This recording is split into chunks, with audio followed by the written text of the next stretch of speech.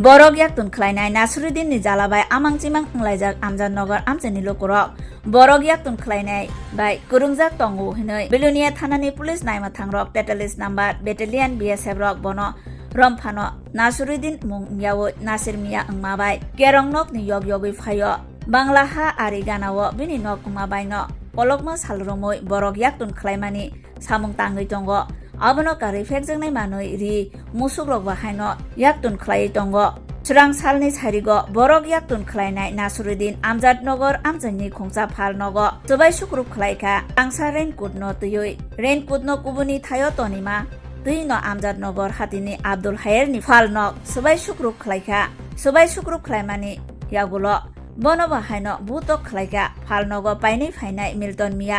bui tongma nugui ana khlaina thangke bono bahaino butok khlaifiuka patimung ni bagui amchani lukurok malang salaijak jolima paya Abdul Hayer ni phalnok ni manai khunui subai paimani yagulo phalnok ni fridge te chocolate ni stand bo subai khibika Belonia thanawo koktuma horke police naima thangro patima thayo phaikya bono romna sugangno kharai thangka hinaibo saimanjaka patimungno kitingri Amjadnagar amchani lukurok tabu tungphla laijak phalnok ni bubagra ni buta sai khnarika phalnok ni Kok sarasai haini anai khonai hamia angoi thangbaikha tabuk abono nailai tonglayo lukurok police naima thangrok bono romoide man manya Abdul Hai এটা কোন জায়গা? এটা আমাদের সময় কি হয়েছে কোনো? কারণ হচ্ছে দোকান খুলবার পরে দাদা আর আরেকজন কাস্টমার বাইরে দুজন একত্রে বসে নাসির মিয়া নামে একজন কাস্টমার আইছিল আইয়ে তার রিংকোটটা আমাদের যে খাওয়ার জিনিস দোকানের স্লাইসটা সেটি রাখি কাস্টমার লাগে এটার উপরে স্লাইসটা ভিজা গন্ধ এটা রাখিয়ে দিতে এনে তো দাদা বলতেছে এটা কি লেগে এনে রাখছে এটা খাওয়ার জিনিস এটা মানুষের থাকবে এটা কিলে রাখছে তো রিংকোটটা হলো যে টেবিলের উপর রাখছে তো রিংকোটটা এখানে কিলে রাখছে বাইরের কলা সাইডের ভিতরে ধাক্কা ধুক্কা করে এটা কিলে রাখছে কোন বাইরে এটা তাই না হেরে না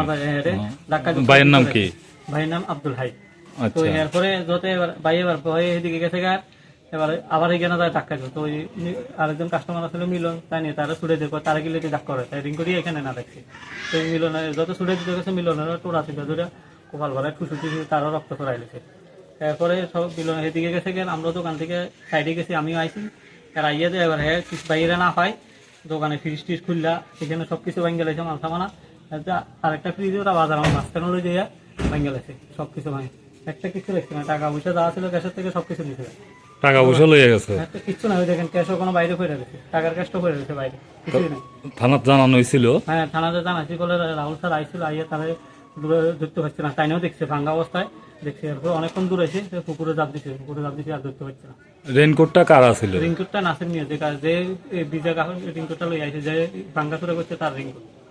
একই আরো অন্যান্য কাজের লোক কিছুদিন আগে মানব পাচার কাণ্ড তো রাখাইছিল কয়েক 3 পরে মানুষ জামিন হয়েছে তার গাড়ির ভিতর থেকে বিএসএফ পুলিশে যৌথভাবে ধরিয়ে এনে মিলনের থানা হেনস্থা করছিল। এর বাড়ি কোন জায়গা? বাড়ি আমজদনগর ক্যাম্পের সামনে পুরান ক্যাম্পের সামনে। মানে সে মানব পাচার সহ অন্যান্য কাজে জড়িত? অন্যান্য কাজের সাথে যুক্ত আছিল পরে থানাতে তারা নেওয়া করছিল বিএসএফ যৌথ অভিযান চালায়। এখন কি চান আপনারা? আমরা সুষ্ঠু বিচার চাই। আমরা কি কারণে সামান্য একটা রিংকোটের কারণে আমাদের দোকানে এত টাকা এত কিছু ক্ষতি করছে এবং কি টাকা পয়সা লেগেছে একটা ফ্রিজ 70-80 হাজার টাকা একটা চকলেটের ফ্রিজ 20-25 হাজার টাকা এখানে রাখি ভাঙে সবকিছু ভাঙে ফেলা আনুমানিক একটা রিংকোটের কারণে আনুমানিক কত টাকা ক্ষতি হয়েছে? প্রায় 1,30,000 টাকার মতো।